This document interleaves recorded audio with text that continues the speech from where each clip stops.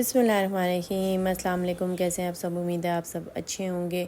आज का जो केक था ये बहुत ही खूबसूरत थीम थी, फ्रेश फ्लावर्स के साथ ही थी और वाइट और गोल्ड की थीम थी और बहुत ही प्यारा। मतलब मैं इसके बड़ा मैंने इंतज़ार किया। इस तरह की थीम्स मुझे बहुत प्यारी लगती हैं, बहुत एलिगेंट लगती हैं, लेकिन मेरे साथ इतना बड़ा मिसहैप हो गया इस केक के साथ कि ये मैंने सारा का सारा रेडी कर लिया।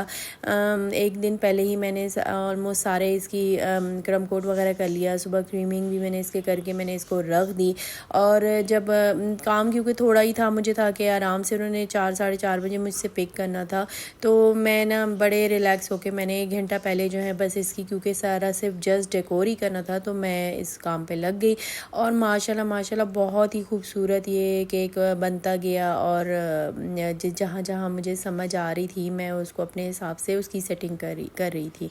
तो बस ये बेबी ब्रेथ जो है ये जान ही बना देते हैं, मतलब ऐड हो जाते हैं जब तो फ्लावर्स के साथ, तो बहुत ही खूबसूरत लगते हैं। खैर उन्होंने मुझे जो थी आप पिक्चर मुझसे शेयर की थी, जो रेफरेंस पिक्चर थी, उसमें जो नेम था वो केक के ऊपर ही प्लेस था, लेकिन आपको पता है वो तो सारा नेट बेस होते हैं और वो बटर क्रीम के साथ सारी बाहर तो बटर क्रीम से ही वर्क होती है, फ्रेश क्रीम के साथ तो वर्किंग होती ही नहीं है। तो ऑब्वियसली उसमें नेम जो है वो मैं इसलिए कभी भी मैं नेम को मतलब रेकमेंड ही नहीं करती किसी भी कस्टमर को कि नहीं आप केक बोर्ड के ऊपर या केक के ऊपर जो है फ्रंट पे आप उसको प्लेस करवा लें, आप कभी भी इस तरह से ना प्लेस करवाएं। लेकिन उन्होंने बोला कि नहीं ये इसी तरह से उनको चाहिए तो अच्छा लगेगा।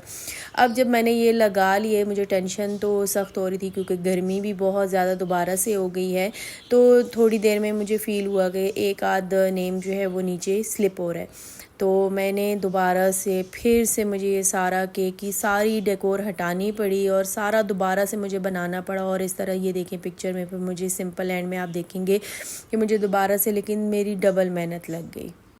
तो हम बेकर्स की लाइफ में ये सब कुछ तो चलता ही रहता है। बाज़ चीज़ें जो होती हैं वो आउट ऑफ कंट्रोल हो जाती हैं, हम पैनिक हो जाते हैं, लेकिन फिर ये है कि क्योंकि बेकर्स हैं तो हमारे हाथ में ही अभी सब कुछ था। मेरे पास जस्ट हाफ एन आवर रह गया था और मैंने दोबारा से इसको सारे का सारा दोबारा ये सारी चीज़ें हटाई, दोबारा से सब मैंने फिर से बनाया, फिर से बीट्स लगाए। काफ़ी मेरा नुकसान भी हो गया, लेकिन ये है कि ऑब्वियसली मैं बिल्कुल रिस्क नहीं ले सकती थी कि बाद में उनका इवेंट ख़राब हो जाता, उनके नेम जो थे वो स्लिप हो जाते।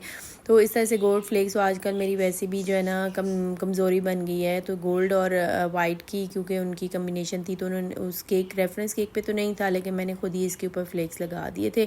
और जो फिर सेकंड था वो थोड़ा सिंपल लग रहा था लेकिन अच्छा था, लेकिन ये था कि क्योंकि पहली लुक बहुत अच्छी थी तो सेकंड में फिर ये कि मैंने सारे एक साइड पे उसके फ्लेक्स वगैरह लगा दी थी। तो लास्ट में पिक्चर में आप देखिएगा ज़रूर।